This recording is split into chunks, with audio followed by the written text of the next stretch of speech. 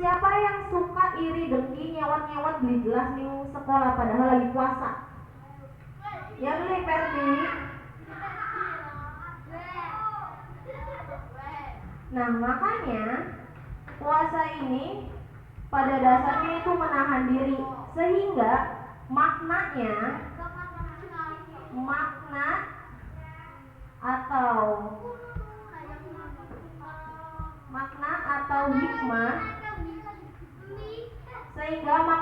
hikmahnya dari puasa Ramadan, kita menahan diri dari makanan, minuman, dari emosi, dari marah-marah, iri, dengki, semuanya, sehingga kita itu bisa mensucikan diri, membersihkan diri dari pikiran-pikiran, hatinya juga jadi bersih, lakak sing arane nyewot-nyewot iri dengki, ya boleh. Kumpul makna atau hikmahnya dari puasa Ramadan. Nah kan tadi awalnya Ibu sudah bilang bahwa Allah itu menyuruh kita untuk berpuasa itu ada di Al-Quran, yaitu surat Al-Baqarah ayat 183, yang di dalamnya itu menjelaskan bahwa Allah menyuruh umatnya untuk berpuasa sehingga nantinya manusia itu diharapkan menjadi manusia yang bertakwa. Nah, sebelum pada awalnya puasa Ramadan itu Allah turunkan nih perintahnya, manusia itu harus berpuasa. Tapi manusia-manusianya pada zaman dahulu itu tidak langsung berpuasa full 1 bulan, tetapi ada tahapannya. Kan sama aja kalian saat waktu TK nih, kalian disuruh puasanya full langsung sehari atau setengah hari dulu? Setengah hari dulu kan, anak sih sampai beduk dikit, habis dari beduk nanti asar, baru nanti kan full sampai maghrib. Tahapan Allah menyuruh berpuasa juga nggak langsung manusianya langsung berpuasa, tetapi ada tahapannya, yaitu ada tiga tahapan.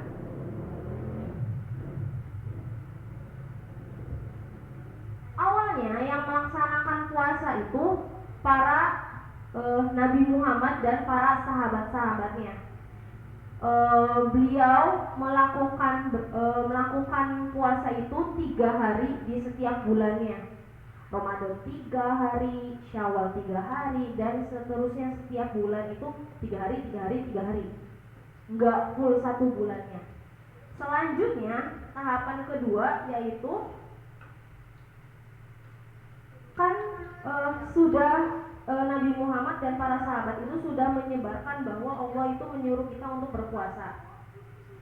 Sehingga tahapan 1 itu Nabi dan para sahabat saja yang berpuasa. Kemudian tahapan kedua, mulai para masyarakatnya pada zaman dahulu sudah mulai berpuasa, tetapi ada beberapa golongan yang tidak diharuskan berpuasa. Misalnya orang yang lagi sakit, orang yang musafir itu pian coba. Musafir. Orang yang berpergian jauh, berarti dalam proses dia lagi di jalan mau pergi kemana gitu ya, jauh.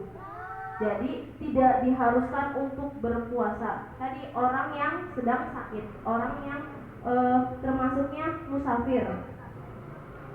Terus yang sudah sepuh atau tua.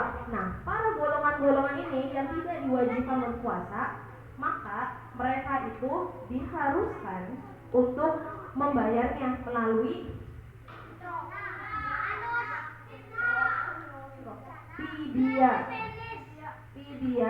fidyanya berbentuk seperti apa?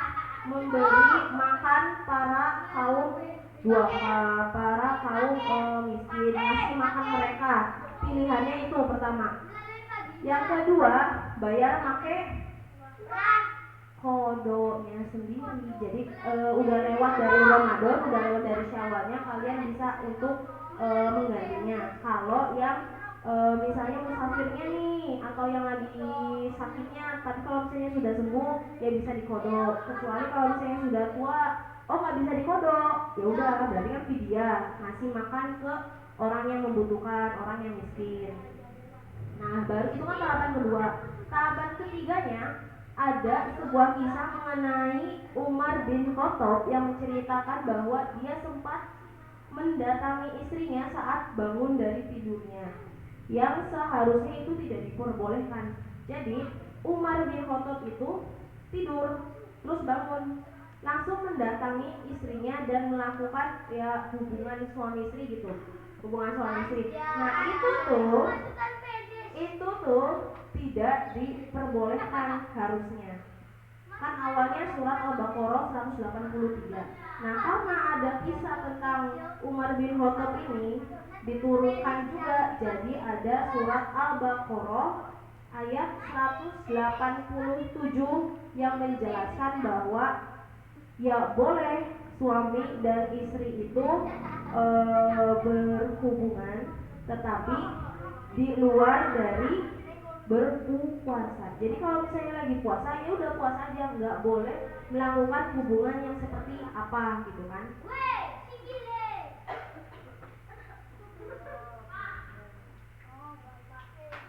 Kalian pasti tahu kan yang namanya ada malam Lailatul Qadar.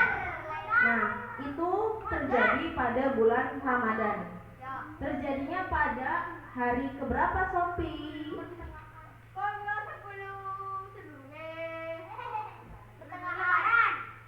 Lailatul Qadar terjadi pada hari ke-10 sebelum Lebaran.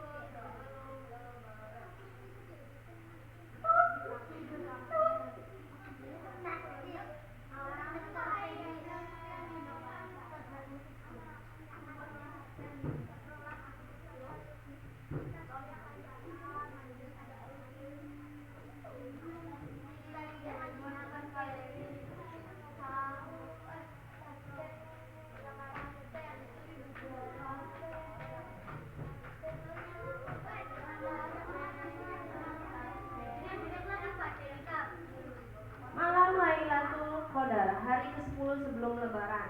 Malam ini bisa dikatakan yaitu malam yang lebih baik, yang lebih suci dari 1000 bulan. Biasanya kalau misalnya ada mau malam Lailatul Qadar di masjid nih, biasanya masih pengumuman ke masyarakatnya bahwa malam ini akan terjadi malam Lailatul Qadar, sehingga masyarakatnya itu harus melakukan apa?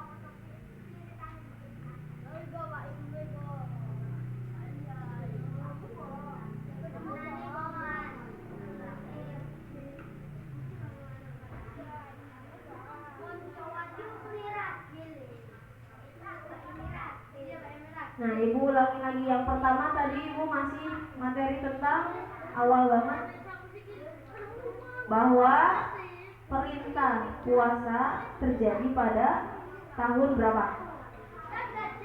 Pada tahun berapa kelas 4? 2 apa? 2 Hijriah. Nah, pada tahun 2 Hijriah juga selain menurunkan perintah puasa, Allah juga menurunkan perintah untuk apa? Pian galuh. Selain perintah puasa, apalagi ibu nakone galuh.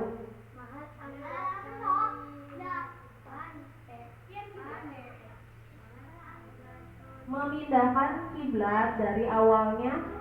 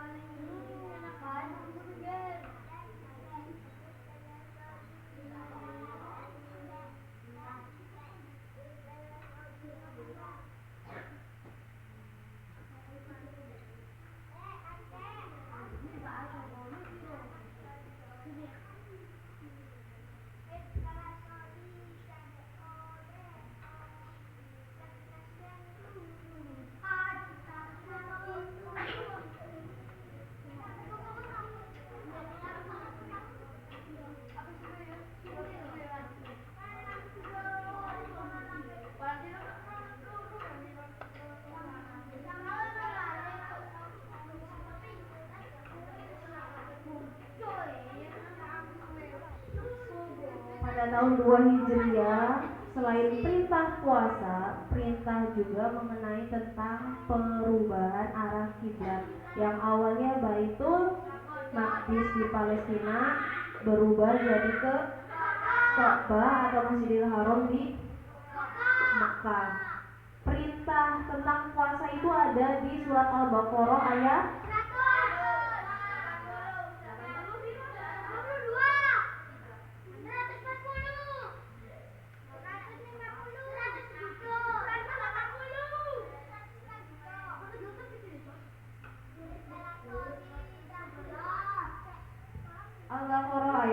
183.